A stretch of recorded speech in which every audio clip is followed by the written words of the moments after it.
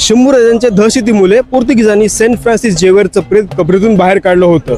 तर मी आहे गोवाच्या basilica of dome Jesus चर्चमध्ये आणि इथे फ्रान्सिस जेवेअर नावाच्या एका मोठ्या स्पॅनिश कॅथोलिक मिशनरीचं प्रेत ठेवलेलं आहे आणि दरवर्षी 3 डिसेंबरला त्याच्या नावाने इथे खूप मोठा फेस्टिवल सुद्धा साजरा केला जातो, ज्यात त्याचा प्रेत बाहेर काढून लोकांना दाखवला जातो। तर ही गोष्ट आहे 1683 मधली। शिवरायांचं निधन झाल्यामुळे गोव्याच्या पोर्तुगीजांना वाटलं की मराठ्यांचं रक्षण करण्यासाठी आता कोणीच नाहीये, त्यामुळेच मराठ्यांच्या आधिपत्यामध्ये असलेल्या गोवाच्या फोंडा किल्ल्यावर त्यांनी हल्ला करायचं ठरवलं। तेव्हाचे फोंडा किल्ल्याचे किल्लेदार होते येसाजी कंक आणि त्यांचा मुलगा, आणि त्या फोंडा किल्ल्यावर फक्त 1000 ते 1500 मावले होते आणि त्यांच्या समोर होते 20,000 पोर्तुगीज आणि त्यांच्याकडे तेव्हाच्या सर्वात आधुनिक तोफ आणि बंदुकी होत्या। तरी सुद्धा येसाजी कंकांनी हा फोंडा किल्ला 3 दिवस लढवला, पण 20,000 सैन्यासमोर 1000 ते 1500 मावल्यांचा टीका लागणं हे मुश्किलच होतं। त्यामुळेच ही गोष्ट जेव्हा संभाजी महाराजांना समजली तेव्हा ते थेट क्षणाचाही विलंब न करता गोव्याला निघाले। शंभूराजे जेव्हा गोव्यामध्ये आले तेव्हा त्यांच्या समोर होता गोव्याचा व्हाईसरॉय फ्रान्सिस्को।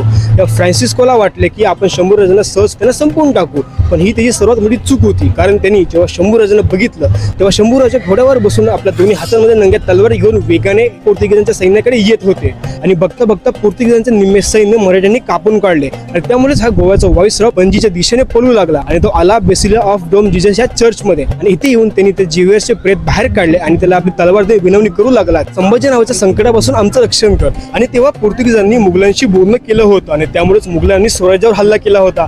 त्यामुळे शंभूराजांना नाईलाजाने ही गोव्याची मोहीम अर्धवट टाकून स्वराज्य वाचवायला जावं लागलं, पण पोर्तुगीजांना वाटलं की गॉडच्या मिरेकलमुळे शंभूराजे माघारी फिरले। जर ही व्हिडिओ आवडली असेल तर लाईक, शेअर आणि कमेंट नक्की करा।